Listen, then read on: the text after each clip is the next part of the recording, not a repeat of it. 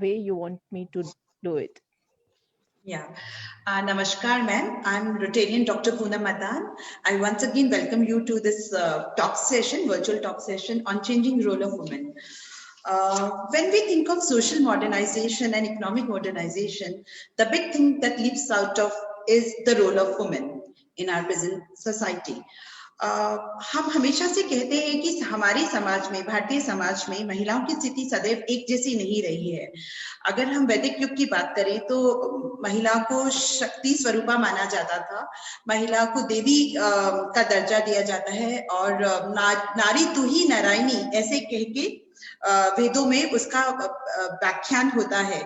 और हम जब मध्यकाल की बात करते हैं तो उसमें हम देखते हैं कि वुमेन की स्थिति खराब हो गई और उसको पुरुषों से दोहम दर्जा मिलने लगा।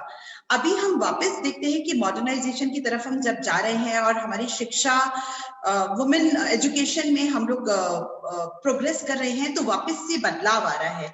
So, ma'am, what do you think about the changing role of women in Indian society, taking account from from the Vedic age to the present modern age? So this is a very elaborate question that needs experience of life to answer. Maybe Yeah. through education, maybe through personal experience in public life. So what I feel is that when we talk about woman or womanhood, then there's an archetypal image we for women that we perhaps call her a mother, a daughter, a sister. And why is it so? I feel it's because the language and the idea associated with this is responsible for that. So when you talk about contribution of women during Vedic age, medieval age, and the modern era, then we should first go to those times when women were not equal, but they showed their prowess. They were maharshis, and but they were not equally respected at that time. We talk about Lopamudra, Gargi, then we have Savitri, then we have Ptolemy, and so forth and so on. But they paled when they were compared to their counterparts as the rishis, the scholars. And from there, when we move to the medieval age, then since this conversation has a limited time, so I should go immediately to the Ottoman Empire or the ruling regime of those times. So during that time, we observed that there were many rulers who were women, but they were depicted or positioned by their fathers or brothers. They were married to some people so that they could be their fighters during the wars, and they were hardened in their attitude because their upbringing was such. So whenever their husbands died, then they could be an authoritarian ruler at that time, prepared for that. But they were not given an individual identity, whereas a man always has an individual identity. And when we correlate a woman to a man, then it is always said that she's related to so and so man as a mother, as daughter, or as a wife. So this happened during those times. And when we talk about modern era, so I'm not talking about 20th century. I'm talking about last 300 years. So my son, he's a student of literature. He often discusses with me about all these things. He once told me that there was a writer who used to write in the name of a man, George Eliot. There may be some students who are also participating in this conversation. They know about it. So why did she write in the name of a man? Because there was no acknowledgement for women at that time. They were not acknowledged as good writers. And the dilemma is that even when I talk about a particular person I'm going to mention, he's a distinguished person, Mr. Naipaul is a Nobel laureate, but he said that women writers, they write tosh. That is nonsense about feminism. So when we see in our times also, there are people who discourage women writers, who discourage women scholars, then there is no question of equality in the society. So these differences have been there, but in Vedic times, I came across a idiom, or you can say a phrase, which says "Aham kotuhuram murdha mugra vivachini," which means I am the leader, I am the judge, I am the banner. So those feelings, those lines of respect were written in that literature, but have not been emulated and wholeheartedly accepted by the society. So the scenario almost remains the same. And therefore, we have been fighting for our rights. And in the Beijing platform, if you remember, in 2006, there was a declaration from feminists that human rights should be distinguished, and they should be declared as women's human rights for women in the society, to bring them forward in every sphere of the society. So these are the dilemmas we have been facing. So I think your question stands answered. I feel so. You're not Poonam, please, audible. yeah, Poonam, please unmute yourself. Yeah. Uh, us, a society that cannot respect women is underutilizing half of its population, because half of the world population is represented by this gender. And we also believe that in India, we still, there's this, we call it a patriarchal society, where women is always treated as आदमी से औरत को थोड़ा कमतर ही आका जाता है भारत में, और कहीं ना कहीं जेंडर इक्वालिटी इनइक्वालिटी हमें विटनेस होती है. So what do you think about this, ma'am? See, in the beginning itself, I was saying that it is the idea and the language that discriminates, and Yeah. it creates biases. So sometimes we often come across the statements in our family, in our society: please respect us, respect her, because she's your mother. She may be someone's mother. She's your sister. She may be someone's sister. She's his wife. So these are the designations that are being, attributed to women. So the person who believes in solidarity for women empowerment, they utter such words. But I think these are dehumanizing, because they are trying to relate a human being to a man in a relationship. So this seems that it is not empowering a woman. In fact, it is associating a woman with a person whom they think that is a dignity and an individual as a man. So this is the discrimination that we face throughout our life.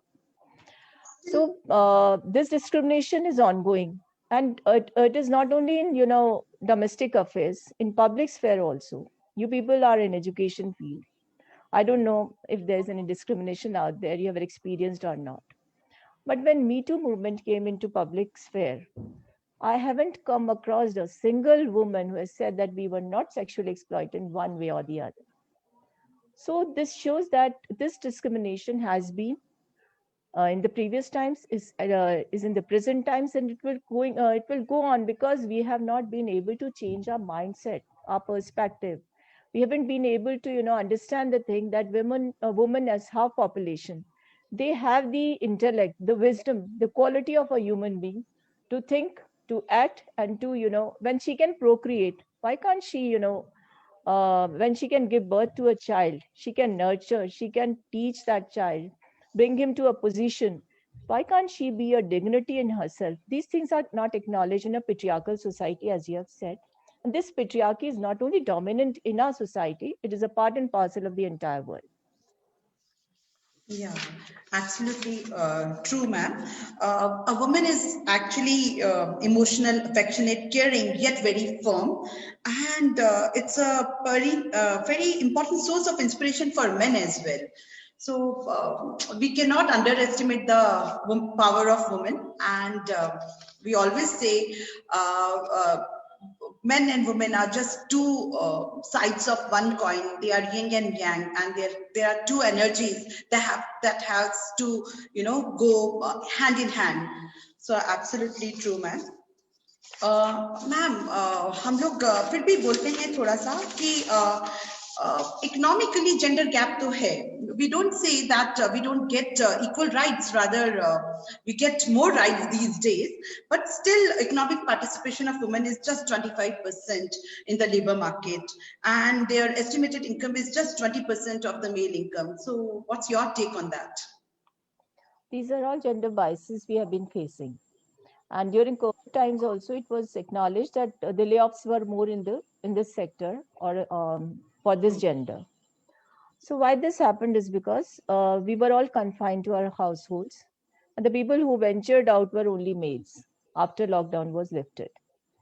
And there were no more opportunities left for females to get a job, or a respectable job. So, and when SEBI says that there should be a woman on the board of the company and makes it mandatory, then also we are not able to achieve our target. So these have been the problems and have been raised by the feminist women organizations throughout the world. And why not surprising that the oldest democracy has witnessed a vice president for the first time, a woman vice president. So these are happening because the biases are so rampant that one has not been able to encounter them on personal basis. And what I've experienced in my life is that the women who reach the upper echelons of any field, some take it as a responsibility to ask the others following to follow their footsteps, but rarely many look back and acknowledge whether people are following people means the girls, the women, they are following our footsteps or not. So this acknowledgement has to be a part and parcel of womanhood, and those who reach these heights, it is their responsibility to ensure that the participation increases. And this participation can only increase when we ourselves as a society start acknowledging the intellect, the ability, the quality, what women can offer. And we have been, at this end, we have not been able to, successfully uh, push this attitude as a society. So this gender desensitization that has happened because of what I was saying, the idea we have, the perception we have the about this particular gender has been an impediment in achievements for the women. Yeah, so although we think that woman is able to break the glass ceiling, but there's still a long way to go. Women in the elite class, or we call upper class, is still able to do that, but it has some more efforts required for the people from the underprivileged category, I guess. So Yeah. when we talk of privilege, people in the positions of privilege, they find Yeah. women exceeding or excelling as their threats. And for this, I can quote an example of medieval era when in the Mesopotamian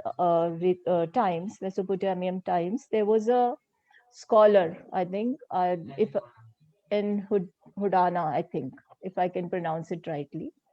She was a triple threat for those people, especially the males, because she was a priest, she was a writer, she was a poet, and it has been attributed that she was the one who started poetry for the written poetry. Actually, she started that. So she was regarded as triple threat. And if we talk of Rizia Sultan, she was assassinated by her relatives because she was the most aspiring and most profound person or amongst her siblings. Therefore, she was handed over the regime of that empire. So whenever women they try to prove their mettle, then there are created inhibitions, policies which try to backpull them. Instead of pushing them, instead of shoving them, they are being pulled back. And this has been happening in the society.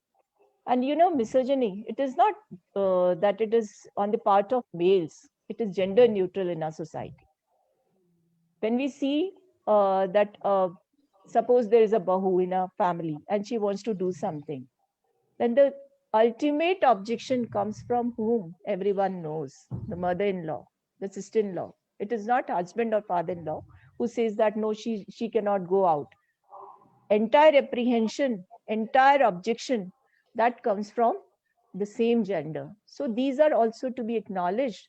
And whenever we want to, put out some policies for women empowerment, then these policies should not be single-minded. They have to have the idea of everything that impacts the life of woman, maybe social, economic, political, environment, everything impacts a woman. So these have to be taken into consideration while formulating an agenda for women. And simply saying that women empowerment can be done through all these policies, we haven't seen gender budgeting anywhere in the world. There is a tokenism on that part, but actual implementation, actual actualization of the budget, the financial quota for women has not been achieved. So these are the things which should be, brought into mainstreaming by by those who actually are lawmakers. And unfortunately, the number of the women who represent the half of the population is minimal. Yeah, so well said, ma'am. Actual women empowerment we can just achieve only when we all empowered women are empowering other women. So women empowerment is only possible when woman is actually trying to empower all other women. So that's Yes. how it is. And we all know that women is proving to be academically better, and they prove to be better leaders. And it's just that that perception needs to be changed, that women can reach reach at the top and achieve all the success. Now, ma'am, one question that comes to my mind: women in politics. What do you think? Do we have equal representation of women in the politics in India? So this is very open, question which is known to everyone. There is no equal representation. In India, we do have reservations, but in other countries, we don't have. One only stark example is Nordic states. Once I happened to visit those countries for a conference, and then I realized that I was a counselor, maybe age 25, 26, not very experienced person.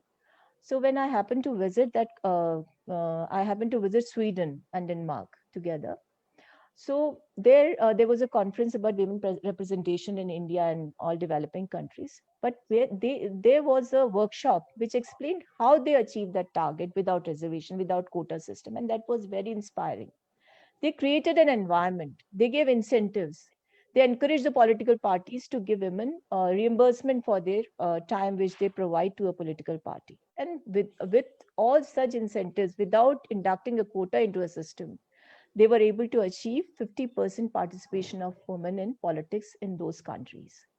So why can't we do it here? But what Yeah. is happening in our country is that those people in privilege, on the positions of privilege, they feel that, oh, if she's going to come to this position, maybe hamari kursi hil jayegi.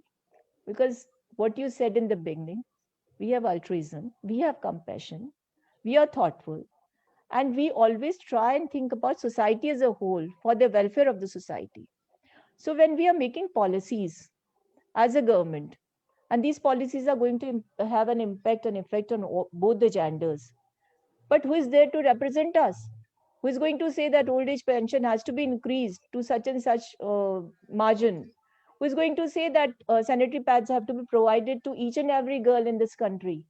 Who is going to say that there has to be a safe place for them? When we reserve a seat, when reserve few seats in a bus or any other source of this commute, when we commute through bus or rail trains, then we say that we have reserved. This is an incentive which is being, then people will start saying, "Arey, inko to special privilege mil gaya." Arey, we are creating a space in public domain which is male dominated, and who is going to say that this male dominance has to go?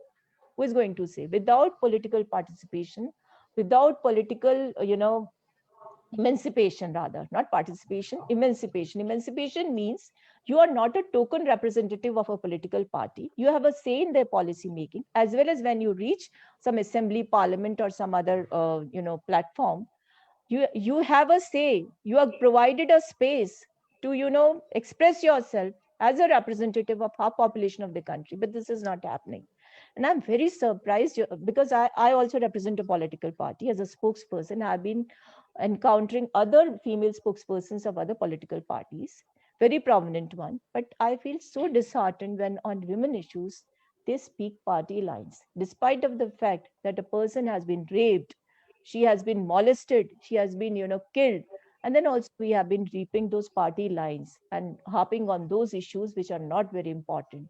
So when as a woman we are speaking, there should be a clarity of mind that if we want actual representation, go forward and elect women representatives. But what happens in a society, the females are being told by husbands, fathers, brothers, नहीं नहीं अभी इसको नहीं elect करना है, and they demean a woman. अरे ये तो महिला है, ये कुछ नहीं कर पाए. And I faced this in my life, but I haven't let lose my internal strength, because I want to compete and prove. And this has to be a spirit that has to be inculcated in each and every woman child in this world. You have yourself carved your niche in this field of politics. Was it a smooth sailing or it was a roller coaster ride? And who actually supported you in this journey? We would like to know about your personal journey, ma'am. So to be frank, it was an accident. It was Okay. not my choice. It was by induction. And this happens always for a woman to enter into politics, because normally at age of 20, 24, everyone aspires to, do something that gives a good earning. So when you are inducted in some field, and maybe that was not by choice, then you have to prove because you got elected. And when you got elected, then it should not be like that, Haraz. Because often I come across, sarpanch patis and so many elected representatives being, elected as dummies, and then their male counterparts are working or dominating the field. So that was not the scene with me, because I was educated. So though inducted, not by choice, but then I realized that it is a nice field to work, because doing politics and social service is something that gives internal fulfillment to a person if he or she's good at heart and feels that one should be devoted to societal welfare. So that was the impression I had. But being a spokesperson is, walking on a double-edged sword. You have to you have to put your party's viewpoints in such a way that when you get up from a debate, you should feel elated, not depressed. Or you should not feel that once you move out of the studio there will be call from your party high command that you didn't face the party, or you didn't face the debate in a manner we wanted you to do so. And I was fortunate enough to have headed the department for last 11 years, and I realized that women can do better than men, because one thing is, there was it happened that I was sitting with a woman spokesperson from the other party. Then the anchor asked, what difference will it make when there will be more women in the parliament? So the other woman, her answer was that, oh, it will be very colorful. And I felt so bad. I mean, you as a woman say, you're saying that when we will represent half of the population of the country, will make the parliament colorful, the assembly colorful. No, we are going to be impactful. We are going to make those male legislators or parliamentarians disciplined, because a presence of a woman makes everyone think twice before they speak out.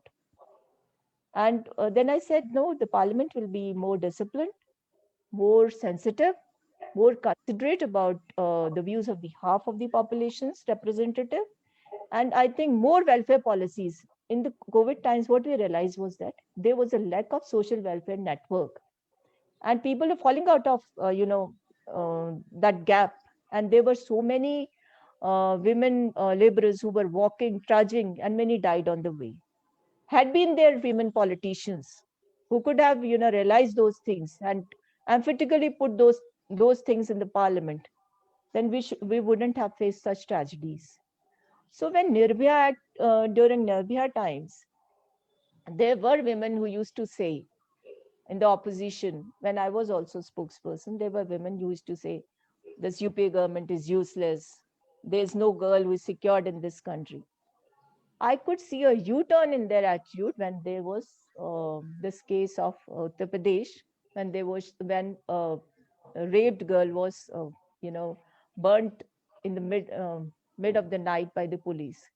So this has to change. And if this is not going to change, then these women will be replicas of their men counterparts who actually do politics. Either they are in whenever they are in the parliament or outside the parliament. So this sensitivity will die. So as a person, I feel that I should be a woman, whether I'm in politics or not. My womanhood should live with me, should die with me, and I should not try and emulate those people who try to because they struggle in a domain that is highly patriarchal. So they also develop those tactics, the muscular power, the money power, and all these things. They have to do the same thing. But doing those things does not mean that you should, shun your woman. A womanhood is a quality that is required for this society the most, because without those compassionate feelings, the society cannot go on the right path. Yeah, Victor Hugo once said, men have sight and women have insight. So don't undermine the woman power. And, they should be given platform to prove their mettle, because they prove to be better human being and can take the world in their stride. uh, uh, uh, we really, when we got to know about your story, we really feel inspired, and you are a role model for so many women who believes that women in politics, there's a big question mark. So here we believe, no, they need to be, coming in forefront and be there for the equal representation of women in the politics arena as well. Ma'am, this often said that the way cinema or media portrays women is there is a need to change that, because the perception only will change because media is the face of the public. So what's your take on that, ma'am? See, there are two viewpoints. In media, we see that most of the anchors are women, and Yeah, they have been doing a good job. true. But during the last 11 years, it's my experience that they have started emulating their, male counterparts. They have started shouting. The compassion they used to have, it is disappearing. Maybe it's pressure, peer pressure on their part. And in popular culture also, the dilemma is that we, the role of a woman is gauged from men's perspective, a male perspective. And when this happens, I think the entire crux of women's participation in popular culture is diminished. So there's a need for, not only film actresses, there's a need for writers, producers, directors who can, work as a lobby to promote women in the popular culture. And when this will happen, then you will see that male-dominated, male-centric movies will go in the backyard, and there will be movies which will promote the perspectives of women. And as a society, we need to promote such movies. But I often see that rarely a woman-centric picture gets so many, credits or so much acknowledgement. And for example, this Nobel Prize, it has been going on for last 120, more than 125 years.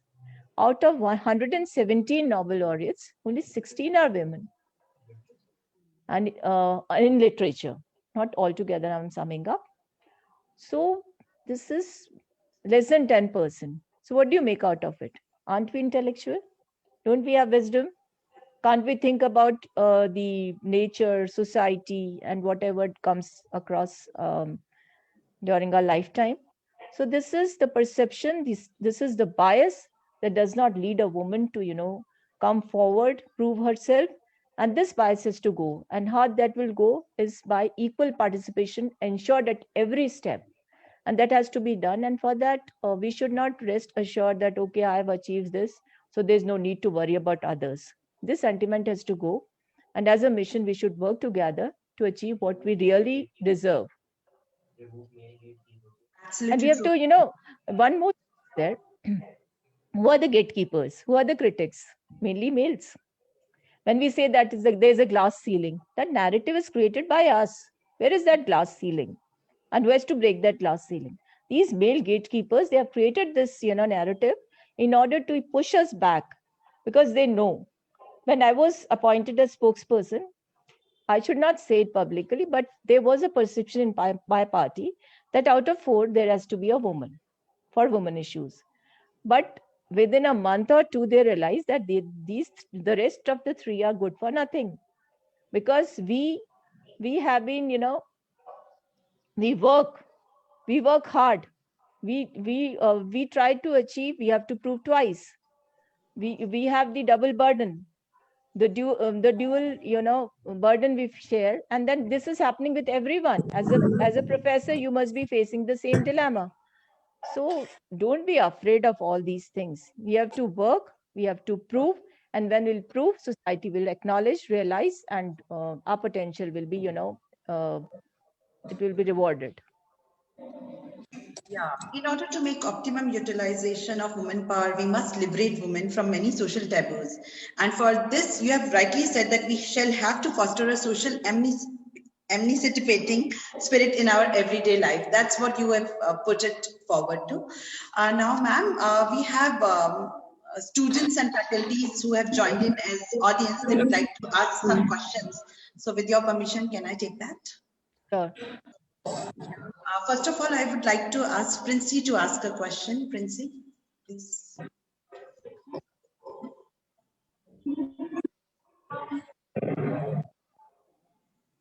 Princey, unmute yourself. First of all, I would say that your presence is so graceful, and so many students might be getting motivated to join politics, really. And This is because the there are a lot of harshest of students. No, it I'm is the harshest of domains, hardest and of course, I, harshest. I of course, and my question is regarding that only. I'm really, I mean, when we were students and children, we used to write essays. What are you going to become? And we would say when somebody used to write politician, that essay would be one of the best essays. But in reality, when we all grew up, very few thought of, in fact, nobody even thought of joining the profession. Is it actually a profession, or is it what is it? Is it, I mean, how can somebody really think of joining politics in India? Because we as youth, we would really want to contribute. I mean, a lot of students here, they would really have, we are facing problems and we would want to find a solution rather than just talking about it. So how can they really do it? I mean, can you give a guidance for or lay out a path for them if they're really serious about it? See, you cannot take politics as profession. It has to be your passion. And if it's passion, then you can enter politics. Because in politics, success is not assured. In your, in other fields, for example, your school, your college, there is only one person checking your copy. If you go in for an election, then there are lots of people who will, judge you whether you have to be elected or not. So you have to have a passion, a commitment, and you have to have an ideology which you're going to follow.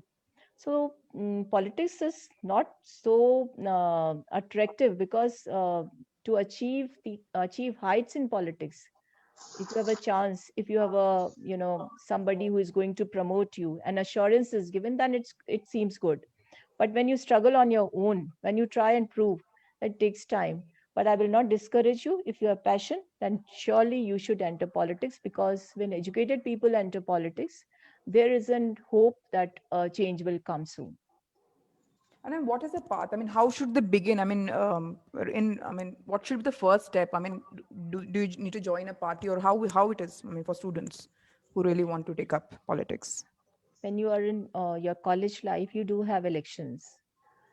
At university level, you have organization, student organization of political parties. You can participate through those organizations, and then you can, if party feels you upright for election, then they can promote you as their candidate. So there are many ways by which you can participate.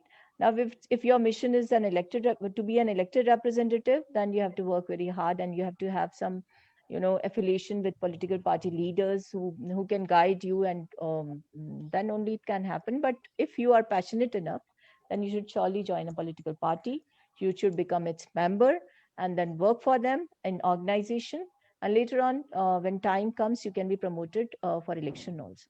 And ma'am, one more question. I mean, with so much of years of experience, what is one thing which you feel makes a woman politician absolutely different from a male politician? I mean, one quality which you have seen at ground level that makes a woman politician different, irrespective of the parties, irrespective of the parties. See, woman, as a woman, what I Yes, feel is that politician. Yeah. yes, uh, the qualities are the same which you have. Even I have all those feelings.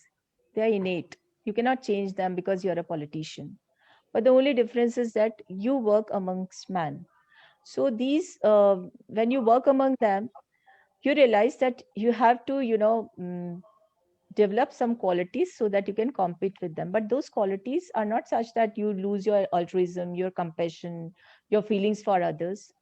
Women politicians are different because when they are in parliament, maybe they speak according to the party line, but outside they prove to be good friends. And that may be true for male politicians also. But often you'll come across females when they will rise when there is a issue or some crisis on a woman politician, other party also. They'll rise for them. They will try and defend them, and this has to go, because otherwise, if such feelings are lost, then there will be no difference between a woman politician and a male politician. So this has come. This was I've even come across such things in my life, and once defended an opposition leader in opposition leader when she committed a blunder, and then it was a question party: are you defending her because you are of the same caste, or because she's a woman? Then I said, because she's a woman, and mistake can be done by a male also. So when a woman does, or by mistake it was done, then we should give her a chance, because she struggled to achieve this position. So this has to be there. That's a commendable gesture, ma'am. Thank you so much. Thank you so much. Over to you, Poonam, ma'am. Yeah, I would like to invite Aditi to ask her question. Aditi, unmute yourself. Meanwhile, Gitika, you can unmute Chandrima Chauhan. She has written, she has text a question she wants to ask. If possible, unmute her as well. Aditi, please. Yeah, thank you, Poonam ma'am. Namaskar, ma'am. Ma'am, it was so nice to hear all your thoughts about womenhood and how the times are changing, but still more or less जब हम लोग देखते हैं तो इतना ज़्यादा change नहीं हुआ है. So one question that strikes my mind is that हम लोग हमेशा ये मान के चलते हैं कि women in urban areas are more powerful, more they are educated and they are sustaining themselves. So वो ज़्यादा अपने पैरों पे खड़ी हैं, उनकी situation शायद रूरल women से ज़्यादा अच्छी है. So क्या ग्राउंड रियलिटी भी यही है कि रूरल एरियाज में जहाँ पर women है वो बहुत ही ज़्यादा खराब हाल में है, या there are certain examples wherein we have seen that women in rural areas even more empowered than the women in urban areas? We do come across such examples. Or after induction of quota system in Panchayat Raj, we observe such changes. Or recently I visited Sikar, and there I came across a chairperson of a municipality, where she was educated, though from rural background, and she was, I think, not more than 28 years. So what I realized, that education, if it is provided in rural areas, it leads to women empowerment. And we have been seeing this. Once I visited Bangkok for a conference on, municipal conference on this women empowerment, corporates and all these things through GRI. Then there was a question asked by some politicians from some European country. He asked me, वो घूंघट का क्या होता है? The sarpanch sits on the chair with a घूंघट, and there is a man standing or sitting beside her. And I said, she has been empowered. She is sitting on the chair. The one who tries to, dictate her, dominate her, he has to stand or sit beside her. But actual empowerment has happened. And through these grassroots only, we are able to, achieve all these positions. And I myself was a councillor in Municipal Corporation Jaipur. Twice I got elected, and twice I fought for the assembly. So this empowerment is coming slowly. But of course, those people who have opportunities, they may be in rural areas or urban areas, opportunities make a difference. So true, ma'am. Okay, another thing that these days we have analyzed this thing that though families के अंदर जब भी हम लोग देखते हैं women के पीछे अगर कोई एक बहुत ही accomplished women है, उसके पीछे एक woman होती है. But that is also true कि अगर हमारे सामने opportunity आती है और हम उसे चीज नहीं कर पाते तो उसके पीछे भी women ही होती है. अभी तक हमने ये realize नहीं करा था, अब हमने ये realize कर लिया है. But now what's next? We have realized कि हमें रोकने वाली भी majorly women हो जाती हैं. Yes, ma'am. Misogyny is gender neutral. So मैंने पहले ही कहा कि the maximum resistance is from the same gender. Absolutely. But you're right. When we say that behind every successful man there is a woman, it was not like that. I have read somewhere. Behind every successful man there were men. And the stereotypes that persisted during those times, because we say that history was written by men, to men, for men. So these people, they changed everything, and they have been saying that behind every successful man there is a woman. No, behind every successful woman there can be a man, many men, or can be many women. So it depends upon a person who has been, who have been exceeding in his or her field. he can personally explain who has been behind his success or her success. So these stereotypes are, inculcated in the culture in modern era. 300 years back, if we go through the history, you'll realize that there was a slow development which was going on in language, in literature, in politics. But so far as America, I'm quoting America again, there are only 16% women in politics. And we say that is the most modern society in the world. This colonialism or Eurocentric development that happened in the after medieval era in the modern age, it was, I think, I'm not a student of history. I've been reading and discussing with some people. I've come across the fact that that period was responsible for not letting women prove their mettle, though they were intellectually very high than their counterparts, and yet they were not provided the same platform. And this platform, which we often come across in public domain, it is a stage which proves our empowerment, and umpteen times it also discriminates with us. So this has to be understood with clarity to come across all those impediments about which we have been thinking and we want to get out of them. So true, ma'am. So at least हम लोग को ये सोचना चाहिए कि हम किस किस की women की आगे help कर सकते हैं, and we should always become a helping hand to all our colleagues and everybody. Right. So ma'am, my last question to you is, who is your who do you look up to in the political scenario? Who you would like to be copy, or maybe who you follow? So I don't copy anyone, Yeah, follow. I mean, who? No, I don't follow anyone. Yeah. As I said, that I entered politics not by choice. It was my induction. And then I built upon myself. It was nobody whom I could emulate or follow. But yes, there are women icons who should be emulated. And I try to, grasp good qualities amongst them. And I never tried to copy anyone. Never ever I did it. I've seen many, young politicians in my party. They would say that we want to copy you. Then I would say, don't, copy anyone. Be yourself. And when you'll be yourself, you'll be able to prove yourself more. And if you try and copy somebody, then people will say that, "Arey, ye to uski nakal karti hai." She tries to, sometimes some people say that when you speak on television, you are expressionless. Then I say, this is what I am. I don't want to show my expressions when I'm representing my party. It has to be my party's point of view that I'm representing. It is not that dramatics. Although politics is performative, then it doesn't mean that I have to be, dramatic on television, because I'm not doing something in a drama. It is actually, I'm representing my party. I'm representing my party's view. That has to be straightforward so that people can, imbibe them, can understand them. So what I've learned from my life experiences, you can have icons to follow, but never try to copy them, because when you copy somebody, you lose your personality, your individuality. And as a woman, we should realize that often society tries to relate us to a man who is often seen as an individual, and we are not seen as individuals. They try and objectify us. So to be an individual, be yourself, prove yourself as you are, not copying anybody. But you are a role model for so many, and you inspire a lot of other women, that is for sure. Ma'am, there's one student of us. She would like to ask a question. I'll just see if we could just unmute her.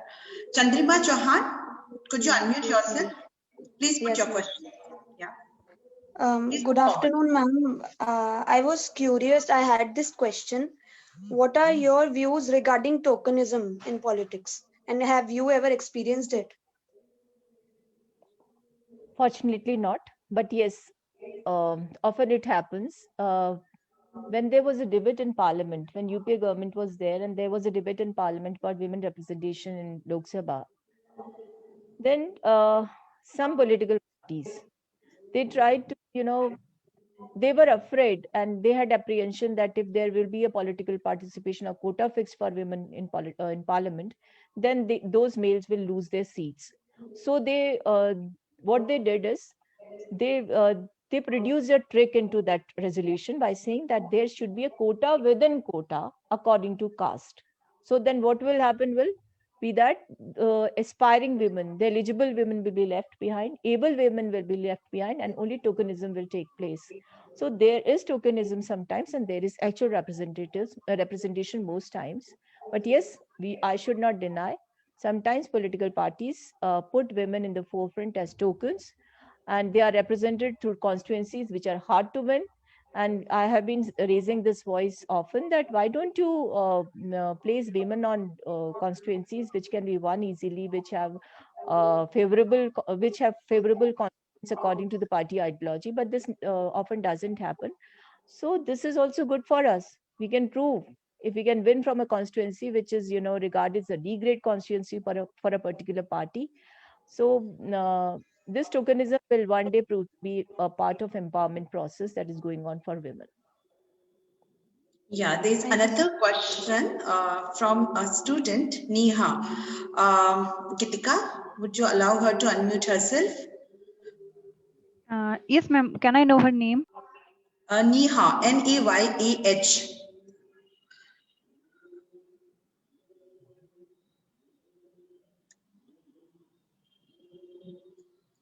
Meanwhile, ma'am, a lot of women listening to you. So any message that you would like to give us, we really are looking up to you for any inspiring, or any motivating lines. After in every answer, there was a message. So yes, that's so true. And we are already inspired and motivated. What I can say is that be yourself. And when you are, when you want to pursue something, put extra effort for that, because you are going to, compete with the world with impediments created artificially. When there's artificial inflation, I used to say this artificial inflation, then people used to ask question, what is artificial inflation? Then I used to say inflation created through policies. So there are policies, unseen policies, unseen environment impediments, or you can say hurdles created by patriarchal mindset that will not make you easily achieve your target. So that can be done only when you concentrate on your mission. And sometimes, today itself there was someone who asked me that you often say that nothing succeeds like success. Then I said, this is said because it gives you inspiration. But don't forget that when you don't succeed, then you should also realize that every success has some innate weakness. And when we acknowledge that weakness, our defeat will be lost, and we will feel, that we have also succeeded because we tried our best to achieve what we wanted to do. So this is my simple submission, not a message, that don't get disheartened when you don't succeed. At that moment, just say or just think that it was not in my luck to have, so I didn't had it, but I should go on, proceed, fight again. And like Bachchan ji said is in poem कि वो चींटी चढ़ती है फिर गिरती है जब तक अपने मंजिल तक नहीं पहुंचती. तो मंजिल तक पहुंचने के लिए we need to have the real grit, and that grit is, by birth in woman. और एक मैं छोटा सा एग्जाम्पल आपको देती हूँ.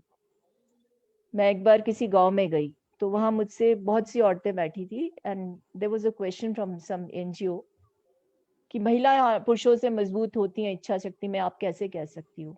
तो एनवायरनमेंट, जो परिवेश था वो ऐसा था. तो मैंने कहा, एक बूढ़ी महिला बैठी थी, मैंने कहा पूछो माता जी से, जो पति मरे थे तो किसी ने कहा था कैसे पहाड़ से, यही कहा ना, पहाड़ जैसी जिंदगी कैसे निकालोगी, बच्चों को कैसे पालोगी. और यही अगर कोई आदमी जिंदा रहता, उसकी पत्नी मर जाती, तो कहते ये पहाड़ जैसी जिंदगी कैसे निकालेगा, इसकी शादी कर दो. और उस बूढ़ी माँ ने शादी नहीं की, अपने बच्चों को बहुत बड़ा पढ़ा लिखा करके बड़ा इंसान बनाया. So realize you have that wisdom, the grit, the innate quality, the passion, the altruism, as well as double confidence which we have, and work with that grit, that confidence, and you will achieve your heights. So beautifully articulated, ma'am. Follow your passion. That's what you said. And you have to actually understand that you have weaknesses, but you have to overcome them. And then you have to capitalize on your strengths. And that's how you can achieve what you want to achieve. So beautiful, ma'am. Could we unmute Neha? Gitika? Neha, are you there? Yes, ma'am, she's there. She's unmute. Yeah. Neha, please put forward your question. Are you there, Neha? Let's invite Vyoma ma'am for the vote of thanks. I think Yeah. Neha is not Yeah. available. Yeah, it's okay. Vyoma ma'am, you can just propose a formal vote of thanks now. Thank you, Poonam ma'am. I would like to thank Dr. Archana Sharma ma'am for sharing her views about the status of women in the present society, its evolution through different eras, gender inequality, and women empowerment, and plus your own journey of being a politician. I would also like to thank Rotarian, Dr. Ashok Gupta sir, Rotarian, Dr. Rakhi Gupta ma'am, and Rotarian Professor K.R. Sharma sir for mentoring us, guiding us, and providing us this platform for organizing such events.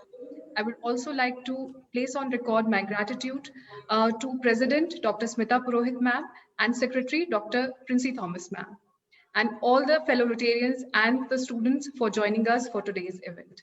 Thank you, one and all. Thank you so much. Thank you, ma'am. Thank you.